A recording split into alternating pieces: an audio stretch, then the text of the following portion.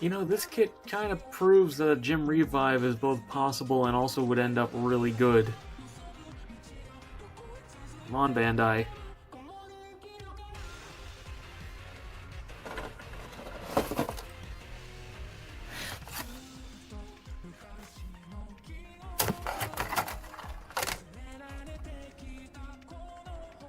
Hello and welcome back to another Gunpla review. Today we're taking a look at the high-grade Demi trainer from The Witch from Mercury. And as always, starting off with the articulation, the head is, well, it acts as a swivel, but it is, if you can pull, if I can, come on, yeah, come on. It's actually on a ball joint. So if you wanted to put a different head on this and make it into a Gundam type Demi, that would be cool, but it's possible anyway. Probably would want to change the detailing on that, but I'm not going to complain. It's actually really neat that they did that. Shoulders are on a forward-facing ball joint, as well as a ball joint over here. It's a little bit deep set, but you can work it out and get a little bit more. No hindrance there. Shoulders can move all the way out without even moving the shoulder, but the shoulder armor is actually on a separate hinge too, so like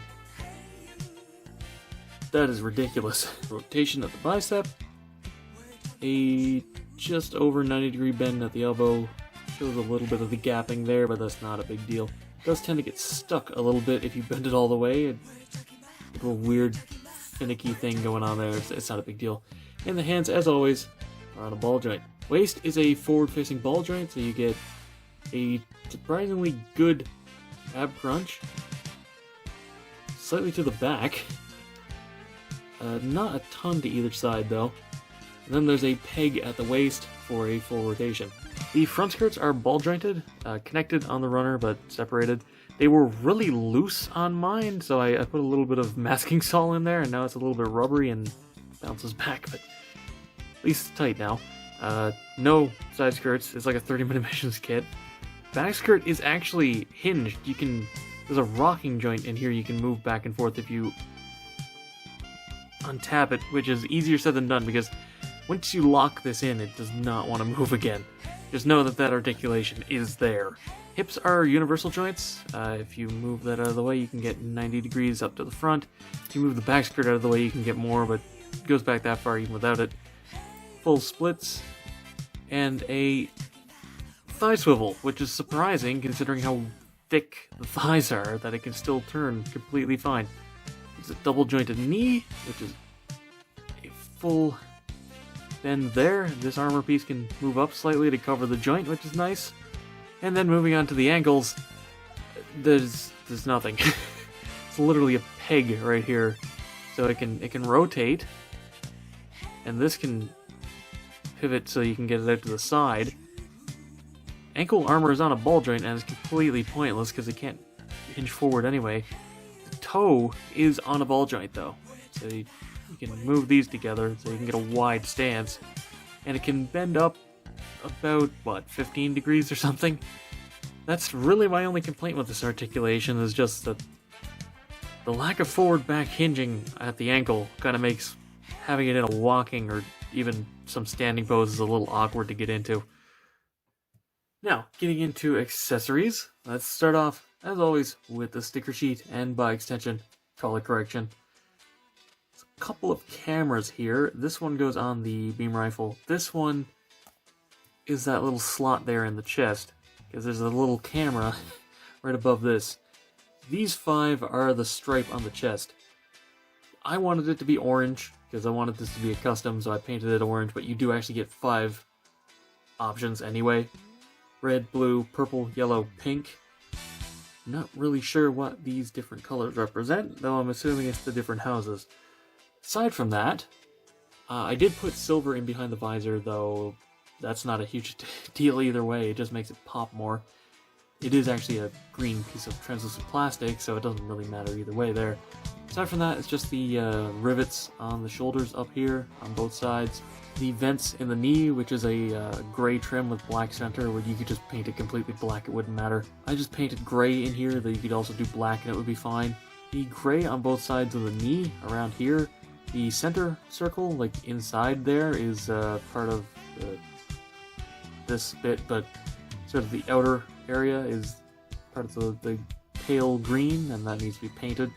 The gray ring here, along with the black in the hexagon and these two stripes. Gray on the knuckles, because that's these little tops of the fingers is actually part of the back cap. And then you need to paint gray on this piece, and also I painted black in there just to add the shading in there, and it looks perfectly fine. So all very easy, and honestly not that bad. Even if you didn't paint any of that, it would still look good, but with that little bit of extra paint, it looks a little bit extra. Anyway, getting into the other accessories, let's start off with the smallest one. Little antenna for if you want to have a sparring match. Not much else to say there, it's just a little antenna that plugs into the head. Something else? The baton, let's be honest. I have the instructions because I specifically wanted to give you the name of this because it's really funny. They specifically call this the saber stick, and it's literally just a 3mm rod, basically. But it does have a little handle sheath mounting point that you can plug either there on either side or onto the backpack on either side, which is nice. That can be plugged into either hand, and yeah, these are the only hands you get. Those into hands because Bandai has a really bad habit in the past couple of years of only giving you open hands in an accessory set. Didn't research it before my aerial review, but that's in the one episode space backpack. That's where you get the open hands for that. That's not annoying at all to have to buy a complete other set just to get open hands for a kit. Otherwise, you do get the beam rifle, and that can just slot into the hand perfectly fine. Neither of these fall out or anything. A little bit minimal, but I do like it. And for the final accessory, you do get a nice shield, which is properly color separated and has a moving handle. And this can just plug on to the arm. Yep.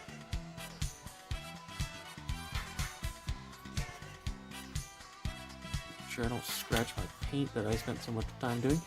Yeah. It can be held in the hand with no trouble, but much like the ARC-78, it's not necessary. The hard point is more than enough to secure it. And as for a quick size comparison, the Demi trainer is pretty short. It comes up to about the chest of the ARC-78, so yeah, it's like a good head shorter than the average high grade. So, to wrap this review up, I really like the Demi trainer, but it's a little bit janky. I do recommend it. It's a fun kit. It goes together pretty quickly, the paint is pretty minimal and easy to do, and accessories are nice. The ability, you can just put whatever color stripe you want on it. It's nice. It's a nice kit. I wish the ankles were better, but that's not a deal breaker, honestly. And the rest of the articulation's fine. If you want a little trainer grunt thing, there's worse options. And that's all for this video. Thank you very much for watching. Be sure to let me know what you think down in the comments below. Subscribe and hit the bell to be alerted for future reviews. Come chill in the Discord. Follow me on Twitter, if that's even still around. And consider supporting me on Patreon so I can keep bringing you videos like this. And, as always, until next time, happy building.